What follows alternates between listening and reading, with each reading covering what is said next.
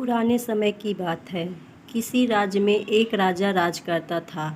वह राजा अक्सर अपने राज्य का कोई न कोई गांव भ्रमण करता और वहां गांव में जाके अपनी प्रजा की समस्या सुनता और उसका समाधान लाने का प्रयास करता।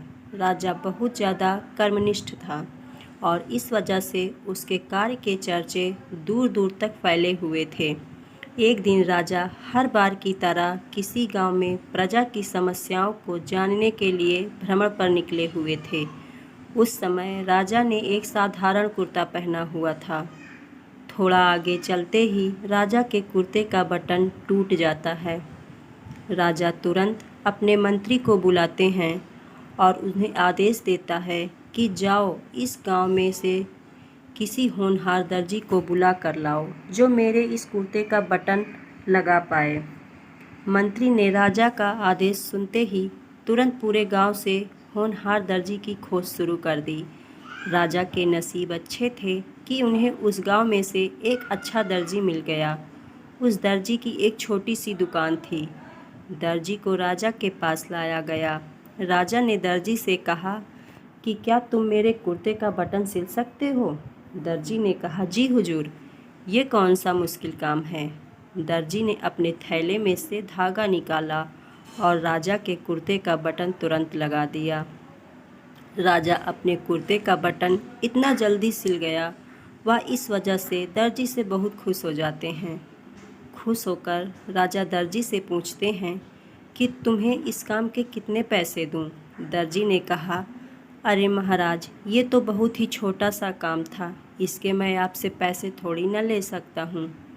मुझे इसके कोई पैसे नहीं लेने हैं। राजा ने कहा, अरे तुम मांगो तो सही, मैं तुम्हें तुम्हारे काम की कीमत ज़रूर दूंगा। अब दर्जी मन ही मन सोचने लगा कि बटन तो पहले से ही राजा के पास था, मैंने तो सिर्फ अपना धागा लगाया है। मैं ऐसा करता हूँ कि राजा से इस काम के 5 रुपये मांग लेता हूँ। फिर मन ही मन वह सोचता है कि इस काम के लिए 5 रुपये मांगूंगा तो फिर राजा सोचेंगे कि इतने से काम के इतने सारे पैसे मांग रहा है, ये पता नहीं गांव के लोगों को कितने सारे पैसे लूट रहा होगा। इस सोच के साथ दर्जी राजा से कहता है कि महाराज, आप अपनी स्वेच्छा से कुछ भी दे दो मुझे। अब दर्जी ने राजा पर छोड़ दिया और राजा को भी अपनी इज्जत के हिसाब से देना था ताकि गांव के लोगों के दिमाग में उनका रुतबा छोटा ना हो जाए। अपने इज्जत के बारे में सोचकर राजा ने दर्जी को 5 गांव देने का आदेश दिया।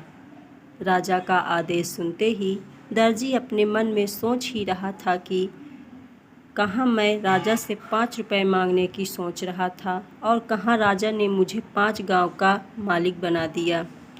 हम लोग भी इसी दर्जी की तरह अपनी क्षमता के हिसाब से सोचते हैं और भगवान से भी उसी के हिसाब से मांगते हैं, पर हमें क्या पता कि भगवान हमें उनकी देने की क्षमता के अनुसार कुछ अच्छा और बड़ा देना चाहते हों जो हमने कभी भी सोचा ही ना हो।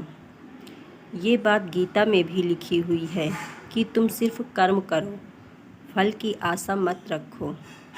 जब हम ऐसा करते हैं और भगवान पर सब कुछ छोड़ देते हैं, तब वे हमें हमारे कर्म का फल उसके हिसाब से देते हैं।